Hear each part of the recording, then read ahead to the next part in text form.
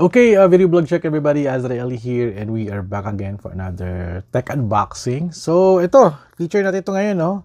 At dumadami na ating units na Vivo phones, no? So this is the Vivo Y28 from Vivo Philippines.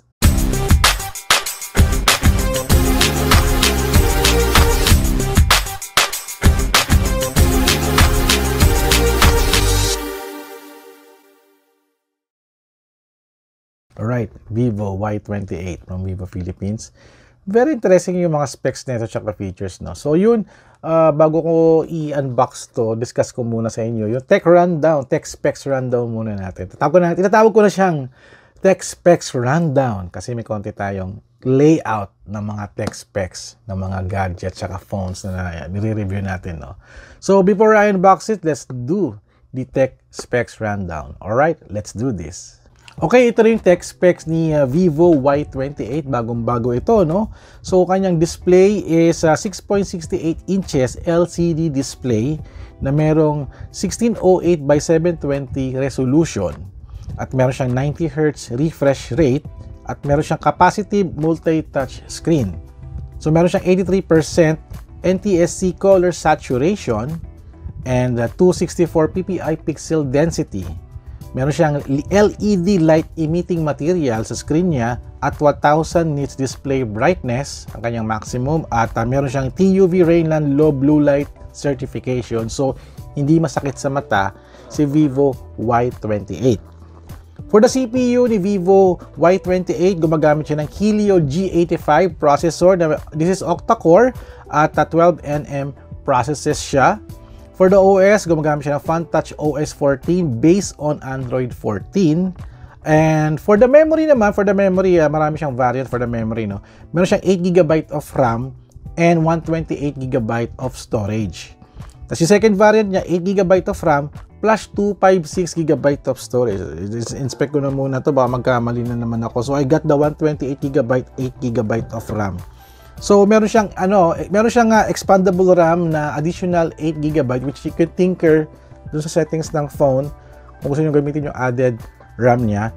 At maganda rito, expandable siya na storage up to 1TB micro SD card. Meron siyang slot for that para ma-expand yung memory ninyo. Kasi since I get the 128 lang 128 is gusto ko to expand to 1TB, gagamit ako ng micro SD card. For the camera specs ni Vivo Y28, for the rear camera, this is a dual camera, isang 50 megapixel na main camera at yung second camera niya is 2 megapixel na bokeh camera naman. For the capture mode ni Vivo Y28, meron siyang night mode, portrait, photo, video, 50 megapixel na settings, panoramic, document, slow-mo, time-lapse, pro version at live photo. Meron din siyang rear flash, at gumagamit siya ng dynamic light, which is the dynamic light syncs with the music, gentle notification, and selfie countdown for perfect moment. Yung rear camera niya, may ilaw na gumaganon na nag-i-indicate for selfie or sa music. So nag-a-add siya ng konting kumaga aesthetics, no? For the front camera naman, it's a 8 megapixel of camera. It can do night photography, portrait, photo, video, and live photo. Sadly, no, walang information about the video recording, but I guess baka 1080p, 30fps yung rear camera, and yung front camera niya baka 720p lang siya. For the battery specs ni Vivo Y28, this is a 6000 mAh battery na mayroong 44 watts flash charging sa kanyang charging brick, at it can do 39.7 hours or for Facebook browsing, 34.6 hours for WhatsApp, 7.2 hours long-lasting gaming sa PUBG, 24.1 hours for YouTube streaming, 14.4 hours for Instagram Reels stream. At meron siyang 4-year battery health, yung kanyang specs niya. At meron siyang 5 minutes of charge niya. Pag nag 5 minutes of charge ka, meron kang 2.6 hours of phone call, 36 minutes of PUBG gaming, and 2.8 hours of Facebook. So, ganun kalaki yung battery niya at ganun din kabilis din mag-charge. So, meron siyang tinatawag na Smart Charging Engine 2.0, sabi dito, overnight charging protection and temperature control. So, walang worry, no? Pag nagtagal ka ng charging, meron siyang AI for this. At meron siyang 24 dimension security protection for worry-free ultra fast charging. So it means that yun nga, meron siyang system na nagbo-monitor ng charging, so hindi siya mag-overcharge. So very safe. For the other specs of the Vivo Y28, this is a 4G ready smartphone. Dual nano SIM siya. So kung yung dual nano SIM, yung isang SIM, pag nilagyan mo ng micro SD card, isang SIM na lang magagamit mo. So this is a side-mounted fingerprint sensor. So nasa gilid daw siya. At meron siyang IP64 dust and water resistance. At meron siyang wet touch feature. Kahit umulan, mamusik ka ng tubig, you can still operate the phone sa screen. For the Wi-Fi, meron siyang 2.4 GHz and 5 GHz. Bluetooth 5. OTG supported pero sadly wala siyang NFC. Meron siyang body metallic high gloss frame. So yung frame niya is metallic. At meron siyang 3D diamond na pattern sa design. I guess yung design nito no, sa may camera yata. Added design para siyang jewelry.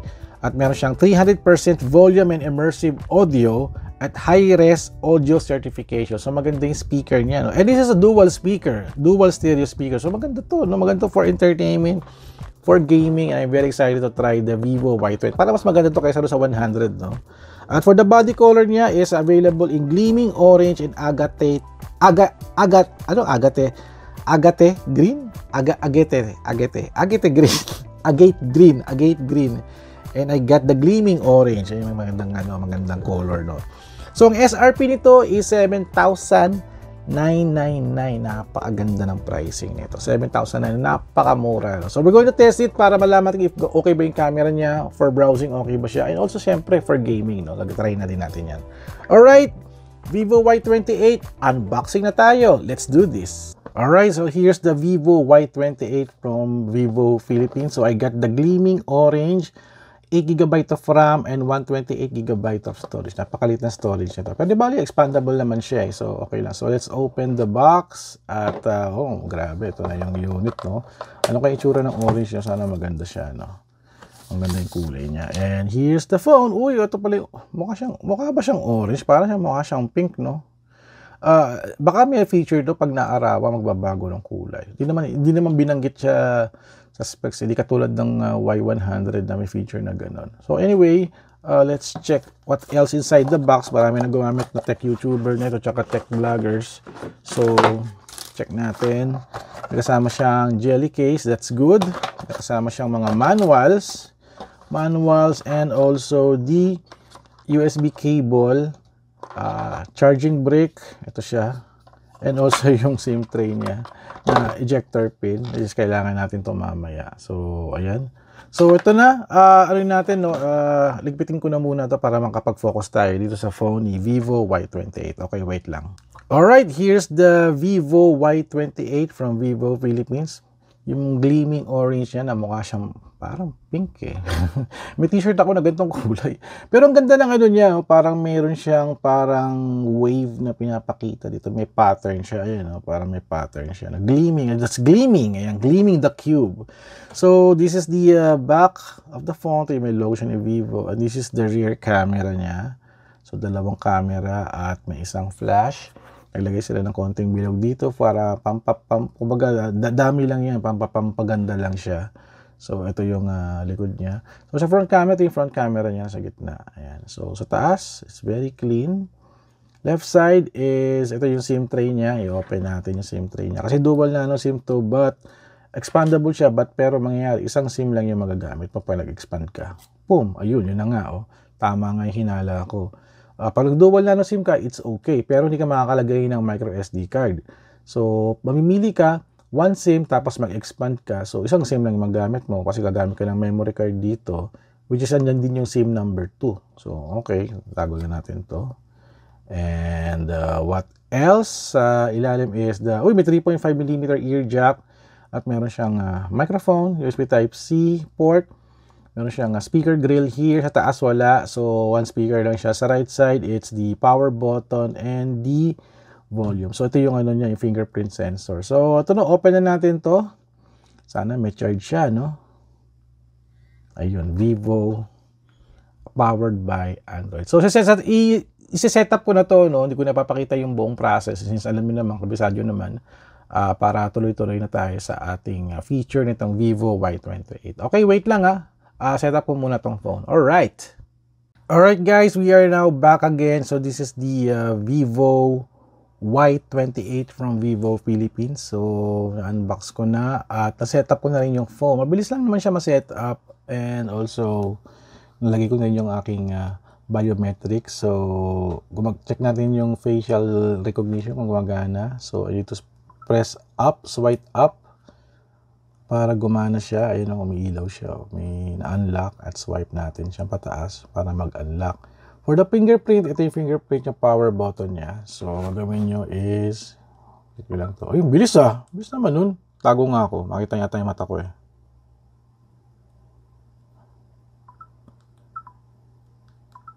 Bilis. Bilis for the fingerprint at facial recognition.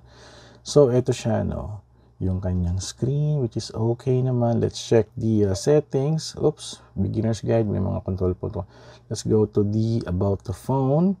So, it's an 8GB of RAM plus 8GB of extended RAM. So, octa-core siya, Android 14, 128GB of storage. So, yun yun. So, naka-automatic na pala siya. The extended version, so, parang paano yun? Paano ko siya i-tinker, no? Hindi ko alam paano ko i-tinker yung yung memory, no? Pero I guess parang naka-default yata siya, no? Automatic yata, Plus na plus 8GB So, 16GB of RAM siya. Anyway, so let's check the screen, which is mabilis naman. At ito yung mga menu niya. May hotspot, airplane, eye protection, record screen recorder. Meron siyang screen recorder. Calculator, nilagay niya yung calculator. Tsaka quick share. Meron din siyang available na quick share. Sa super battery saver. Vivo shares smart mirroring. Ultra game mode, automatic na kagad ultra game mode. Tsaka syempre QR code scanner. Ayan, meron siyang QR code scanner dito. May mga permission pang kailangan ni Ayan. Pagka mag-QR code scanning ka, meron na siyang available. So let's check out the camera. So this is the camera, and boom, wala siyang wide angle lens. It's 1x and 2x lang siya for the photo. For the video, ganun din, 1x, 2x rin din siya. So ayun.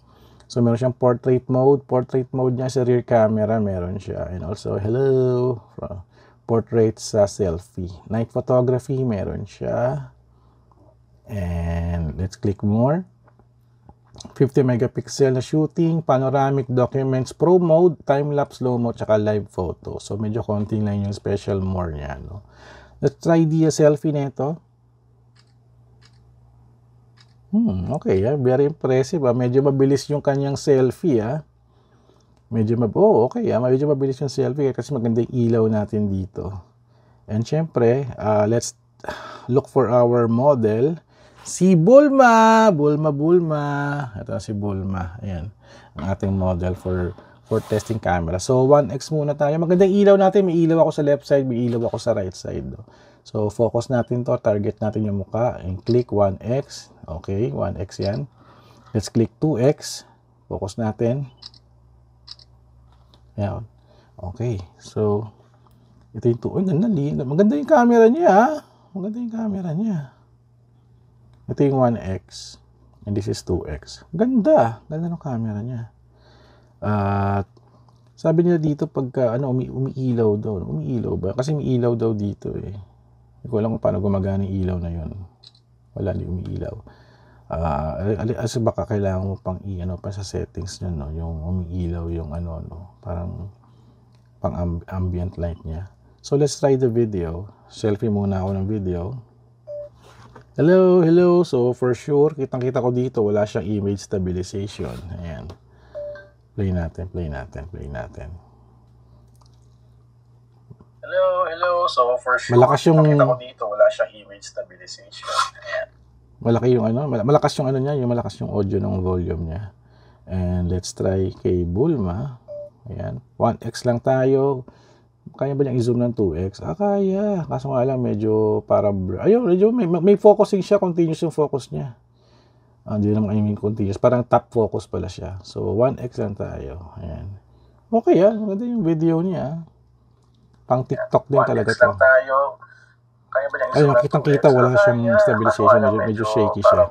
Ayun, may focusing siya, continuous yung Ganda, focus oh. niya. Ganda ni Bulma. Grabe. Hindi lang, I mean, continuous. Parang, So, that's the camera settings ni Vivo Y28 from Vivo Philippines. Ayan, napakaganda ng color niya, no? Hindi ko na nalagyan ito ng casing para ma-feel natin yung ganda ng phone niya. Oh, nag-update na ba siya? Kasi nag-update yung mga yung mga apps eh. So I guess that's it for today na unbox na natin. Nakita niyo naman yung performance ng camera. Which is maganda yung camera niya. Nagandahan ako Also yung front camera niya is medyo mataas-taas kasi yung specs ng yung front camera niya eh. Ayun, bilis ng shutter. Maganda. Ayan, may processing lang siya, medyo mabagal. Pero okay na rin din. It's get the job done. Maganda yung performance niya for me. For the price range of 7,999, okay lang. Pero i-test natin to. Ito yung umiilaw eh. Hindi pala siya dummy camera. Yun yung parang ilaw na ganun. Pagka may notification ka or mag-selfie ka, ilaw daw yun. Yung sabi. So, ayan guys. This is the Vivo Y28 from Vivo Philippines. So, check it out yo. At we will do a series of tests para ma-check natin kung maganda talaga tong phone na to. Alright, so thank you guys for watching. So don't forget to subscribe, like, and comment. And I'll see you guys at the next video vlog adventure. Thank you so much, Vivo, for this. At napakaganda ng kulay nito. Alright.